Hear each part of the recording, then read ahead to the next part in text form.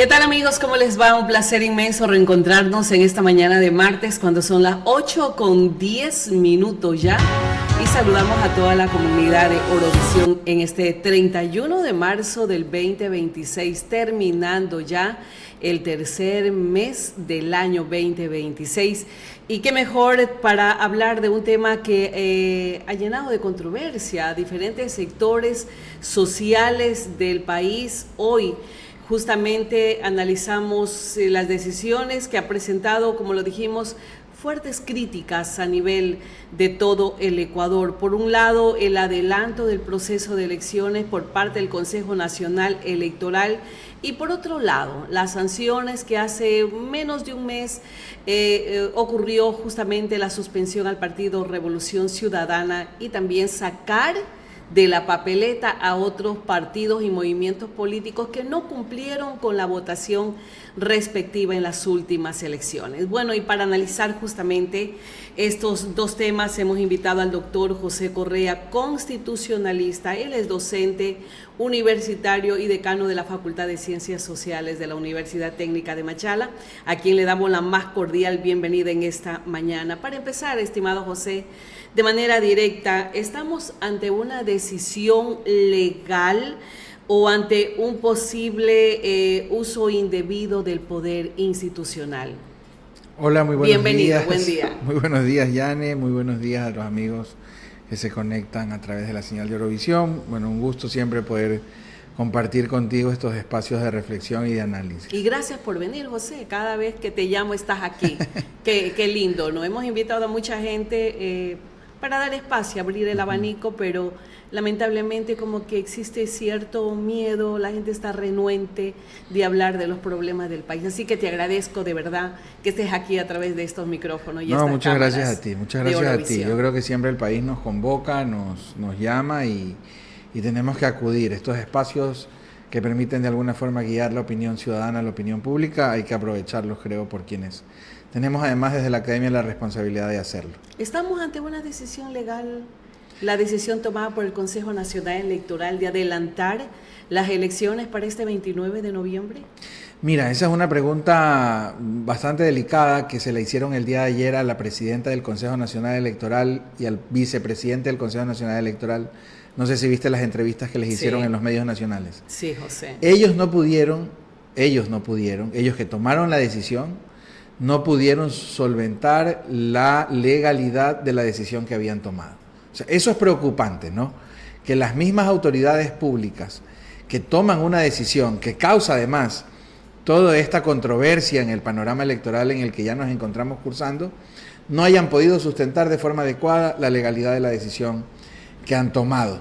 Y esto es complicado para ellos por cuanto no existe una normativa sólida que les permita a ellos justificar esta decisión. Por el contrario, existe norma que nos da pistas de que lo que han hecho no se ajusta al marco de la legalidad dentro de este proceso electoral.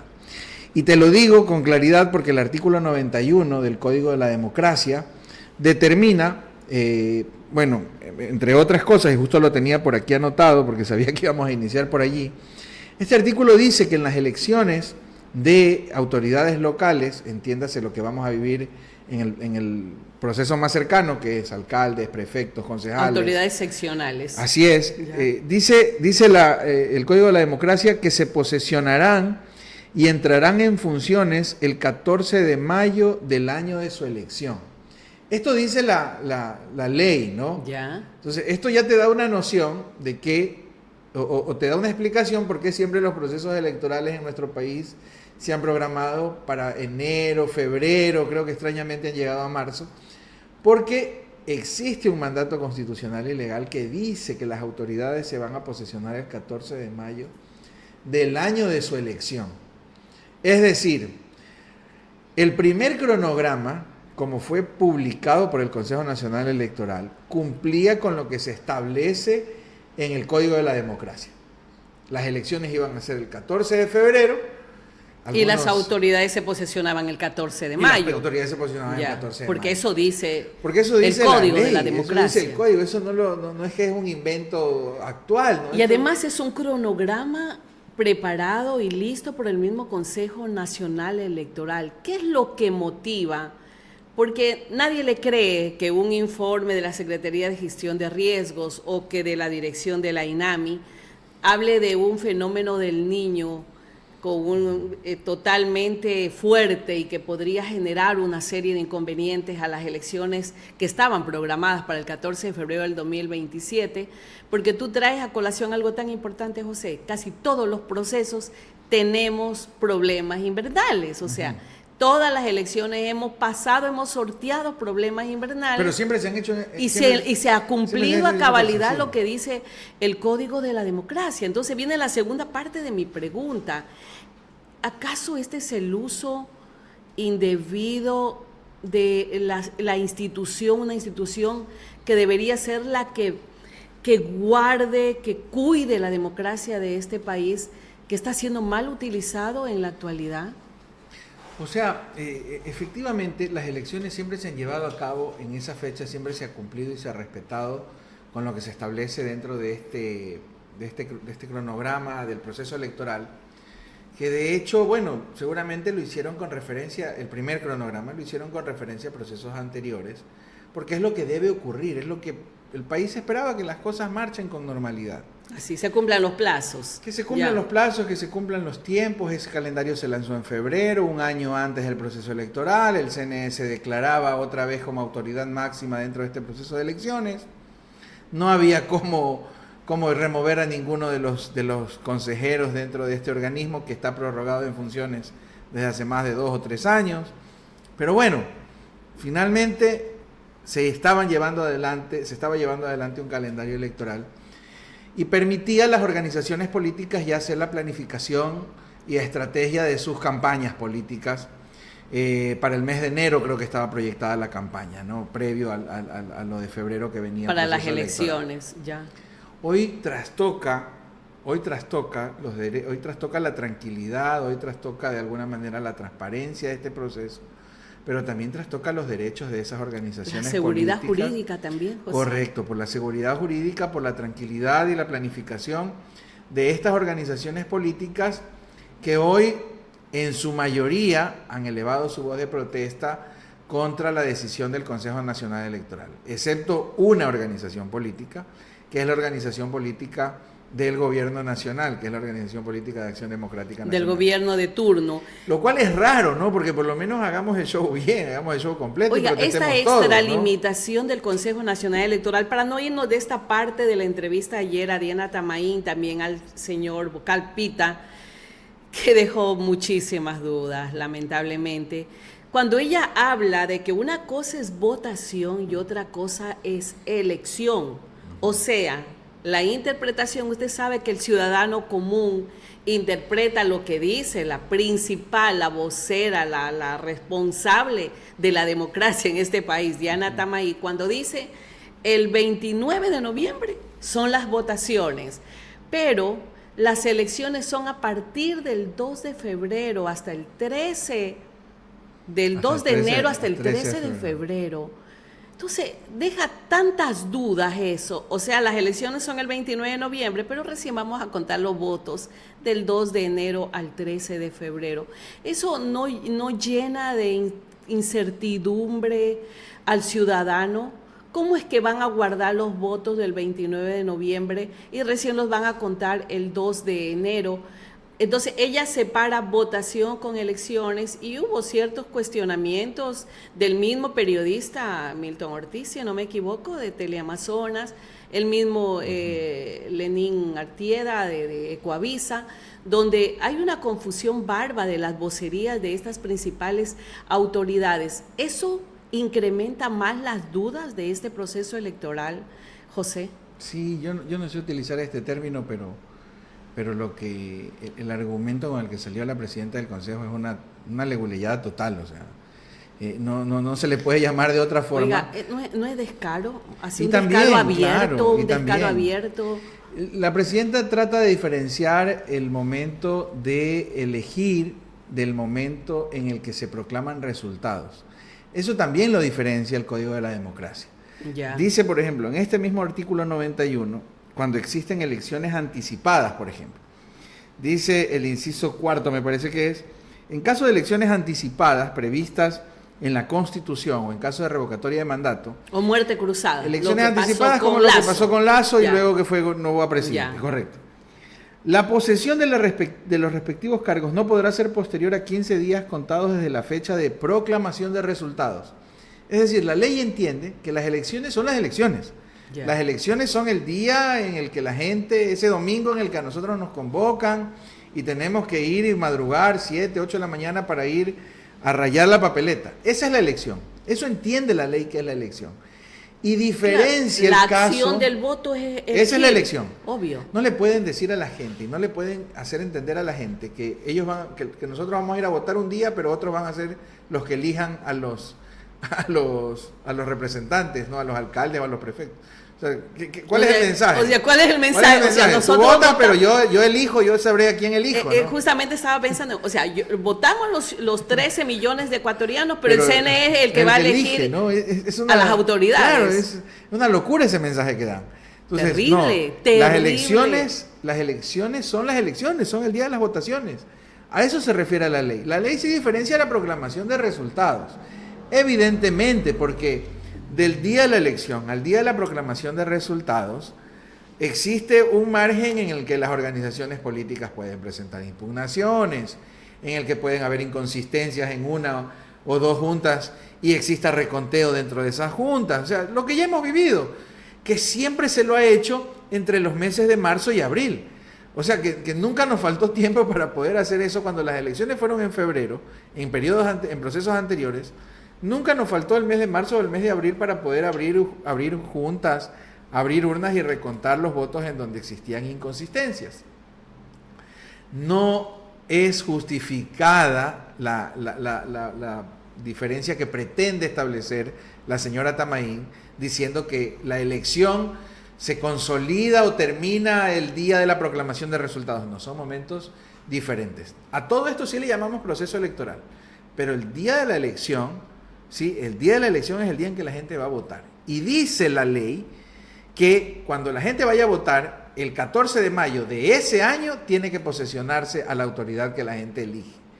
Por lo tanto, hoy el Consejo Nacional Electoral entra en un lío y en una contradicción fuerte con la ley, porque no va a poder cumplir con lo que se establece en este mandato legal, que se lo exonera únicamente en caso de elecciones anticipadas, pero eso no, pero no estamos frente a un momento de elecciones anticipadas, porque ya tú lo has dicho. Por una revocatoria o muerte cruzada. No hay muerte cruzada, no hay revocatoria de mandato para nadie. Entonces, sí, es una locura total lo que se plantea y no tiene el sustento legal. Por lo cual, el día de ayer, las principales autoridades del Consejo Nacional Electoral no pudieron dar una respuesta. Y salieron después con un comunicado de prensa a querer aclarar la metida de pata de ellos mismos. José, ¿qué va a pasar? ¿Qué va a pasar? Sabemos que ya hay acciones presentadas por movimientos políticos, por activistas políticos, consideran inconstitucional lo que acaba de hacer el Consejo Nacional Electoral.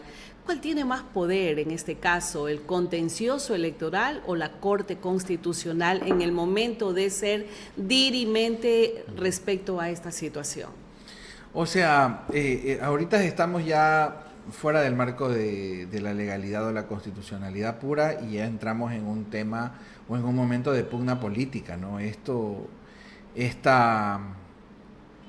alteración del calendario, o bueno, esta actualización, por llamarle así, del calendario electoral conforme lo ha hecho el Consejo Nacional Electoral, nos hace pensar que no responde sino únicamente al cálculo político de quien quiere beneficiarse de esto.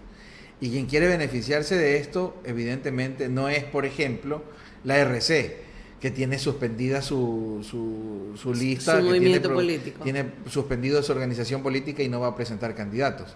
Quien quiere beneficiarse de esto, evidentemente, no es Aquiles Árboles, por ejemplo, que podría ser reelecto alcalde de Guayaquil, pero está en la cárcel.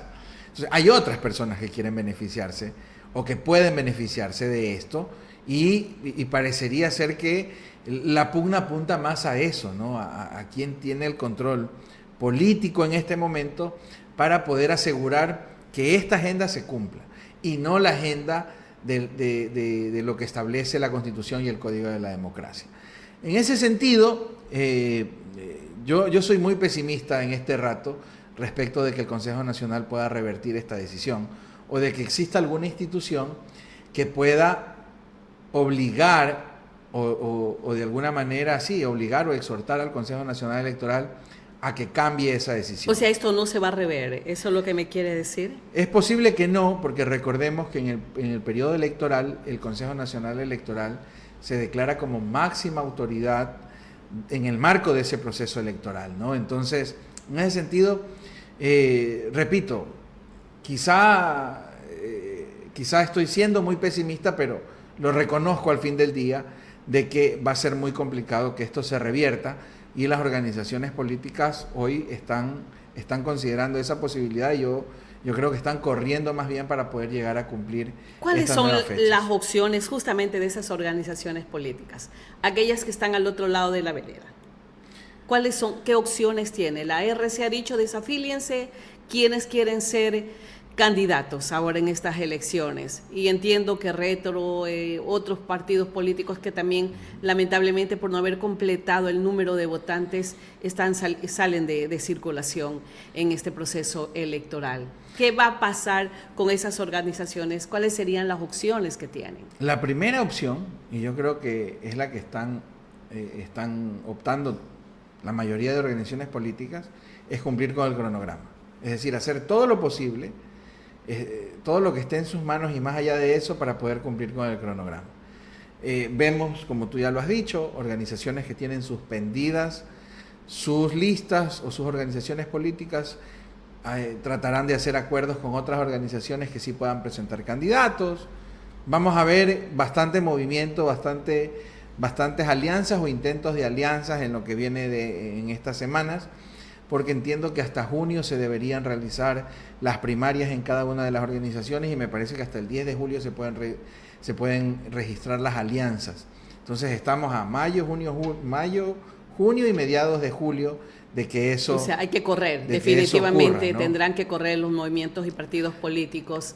José. Esa es la primera opción. Y la otra opción, que es la más complicada, que es intentar, como ya se intentó el día de ayer, presentar acciones de inconstitucionalidad en contra de la decisión del Consejo Nacional Electoral, esperando que la Corte Constitucional pueda pronunciarse en el marco de la Constitución y los derechos de las personas, ¿no? ¿Cuál sería la motivación, justamente hablando de los derechos y la igualdad de oportunidades? ¿Cuáles serían las motivaciones para que la Corte Constitucional pueda pronunciarse? Se ha presentado sobre todo la acción, yo supe, intenté conseguirla hasta antes de esta entrevista, no pude conseguir el documento de demanda que fue presentado el día de ayer. Supe que fue bajo el principio de previsibilidad, es decir, de cómo la gente puede responder de manera anticipada frente a estos cambios que son así, sin planificación o sin anticipación o sin aviso, ¿no?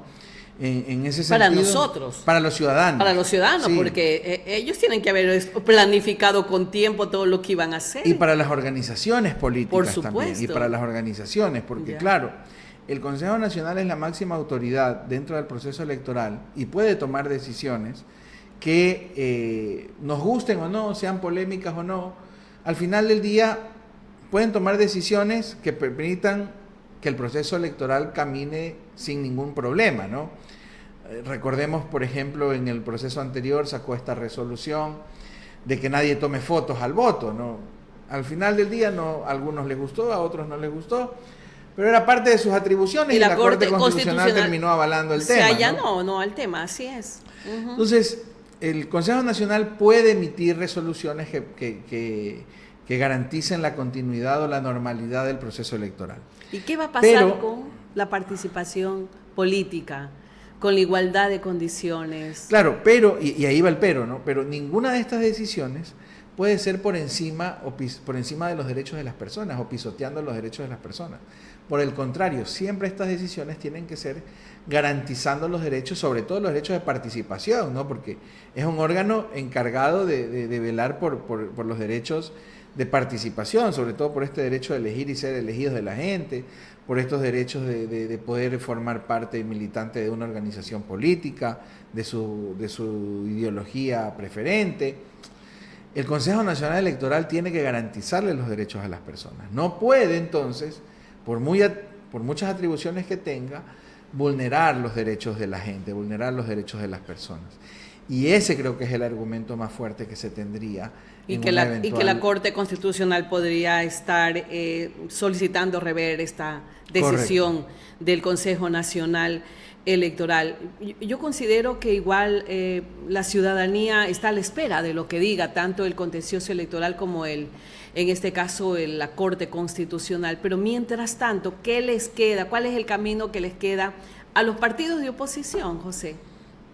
A los partidos de oposición, como te decía, buscar refugio en otras organizaciones que sí estén habilitadas.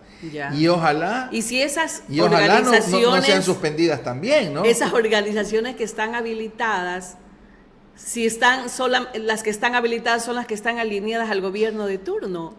¿Qué va a pasar con los derechos de los ciudadanos, de aquellos ciudadanos que no están de acuerdo con la forma de gobernar este país en la actualidad? Claro, allí nosotros entramos en este... Bueno, primero que entramos en este debate o en estas recomendaciones que lo habíamos hecho alguna vez en esta mesa, ¿no? De que el gobierno nacional tiene que dar muestras de ser un gobierno democrático. Tiene que dar muestras de ser un gobierno que respete los derechos de las personas. Lamentablemente da muestras o da señales de lo contrario. Da muestras o da señales de que se incomoda frente o no tolera, mejor dicho, la discrepancia política. No tolera la crítica ni no tolera al contrario político. Y creo que en democracia eso es importante, garantizar la libertad de expresión, la libertad de organización, la libertad y el derecho de decidir de cada persona, ¿no? Y en democracia nuestras autoridades tienen que ganarse el apoyo de la gente, que se traduce en una papeleta a través del voto. No tiene que forzarse, no tiene que obligarse, no tienen que generarse estas condiciones de presión en contra de la ciudadanía para que la única opción sea la opción que está ejerciendo poder en ese momento. Eso rompe con los principios democráticos. Eso ya más bien afina o se alinea al autoritarismo que mucho se criticó en el Ecuador durante mucho tiempo, pero que hoy vemos que resulta ser la política del día a día, ¿no? La política del día a día resulta ser justamente estas posiciones autoritarias en donde el contradictor político o el contradictor ideológico es perseguido, es censurado, es callado y en el peor de los casos es enjuiciado, criminalizado y encarcelado, ¿no? Entonces, lo que está pasando con Aquiles, lo que está pasando con el alcalde de Cuenca, lo que le pasó a la misma RC con el allanamiento de el show que estamos viendo aquí también en la ciudad de Machala y todo eso. Y que ya pasó antes. Oiga, porque José, es importante ya recordar que este mismo Consejo Nacional Electoral fue el que censuró la candidatura de Jan Topic en su momento para ser candidato a presidente de la República. Este mismo Consejo Nacional Electoral y en el marco de las aspiraciones de este mismo gobierno censuró a la lista nacional a la lista de asambleístas nacionales de Movimiento Construye. O sea, este mismo Consejo Nacional Electoral o esta misma función electoral censuró ya hace poco a los movimientos Unidad Popular y a otro movimiento más que ahorita se me escapa. Fueron dos movimientos los que acaba de censurar. Entonces, vamos, que es un patrón recurrente de censura hacia el contradictor político, ¿no? Y eso debe por lo menos preocupar a la ciudadanía, porque, claro... porque son aspectos estructurales contra la democracia, correcto, José. Correcto. O sea, no se trata de temas administrativos, lamentablemente. ¿Qué va a pasar con aquellos candidatos que quieren irse a una reelección? Se queda sin posibilidad. Bueno, Aquiles está preso, lamentablemente, en la cárcel. Hablemos de Pavel Muñoz, hablemos del alcalde de Cuenca, hasta el mismo Darío Macas, que quiere ser prefecto. ¿Esto les resta posibilidad para ir a un proceso electoral y tener el favoritismo de los ciudadanos? Al final la gente es la que decide, pero si a la gente le quitan la posibilidad de decidir, sí que los ponen en eso es peligroso. en grave desventaja. Eso Claro. es peligroso, que quiten al ciudadano la posibilidad de elegir y no le den opciones. Claro, porque Pavel Muñoz, unos dicen que es un muy buen alcalde, otros dicen que es un alcalde terrible. Claro, pero ese alcalde, la organización política por la que fue candidato, ya no está posibilitada para presentar candidatos. Entonces, al final, ¿quién está decidiendo que Pavel continúe o no continúe a cargo de la alcaldía de Quito? ¿Lo está decidiendo la ciudadanía? ¿Lo está decidiendo el rechazo o el apoyo de la ciudadanía? ¿O lo está decidiendo alguien más desde el ejercicio del poder? Entonces, eso es lo preocupante, porque la democracia es el derecho de la gente a expresarse. O sea, al menos esto es lo que nos queda como ciudadanos, que cada 4 años nos llamen a tomar la decisión. A decidir sobre nuestras autoridades locales, cada 4 años nos llamen a decidir sobre nuestras autoridades nacionales, pero deben garantizar las condiciones para que ese derecho a elegir sea ejercido en plenitud, no sea ejercido a medias. Claro, porque si ya en la papeleta me ponen un solo candidato, yo ya no estoy ejerciendo mi derecho a elegir de forma libre. Si están censurando a todos los demás, yo ya no estoy ejerciendo mi derecho de forma plena, ¿no? ¿Se puede fortalecer ese llamado ciudadano? Hay movimientos políticos que ya están hablando de no acercarse a las elecciones. ¿Puede ir creciendo esa posibilidad de que el ciudadano no quiera ir al proceso electoral por todas este tipo de manipulaciones, de cambios que definitivamente no tienen ni pies ni cabeza y que al ciudadano lo ha dejado con grandes dudas en las últimas horas? A mí me parece que es una recomendación, o sea, que al final son voces que salen desde la indignación ciudadana, son voces válidas desde la indignación ciudadana frente a lo que está ocurriendo, pero siendo realistas, se necesita más del 60% del ausentismo o de votos nulos para que el proceso se anule. En una elección seccional, en donde mucho tiene que ver, las elecciones seccionales, a diferencia de las elecciones nacionales, se mueven mucho porque la ciudadanía conoce de cerca a su candidato. Así es. Son autoridades cercanas. Son autoridades mucho más cercanas. Entonces, yo creo que la gente va a votar por su amigo, por su vecino, por el amigo de la familia, y va a ser imposible que ese 60% de votos nulos se consiga. Ya. Entonces, aunque son expresiones válidas, porque debemos respetarlas, o sea, no puedo estar hablando de democracia y decir, quien dice eso está loco, no. Por supuesto.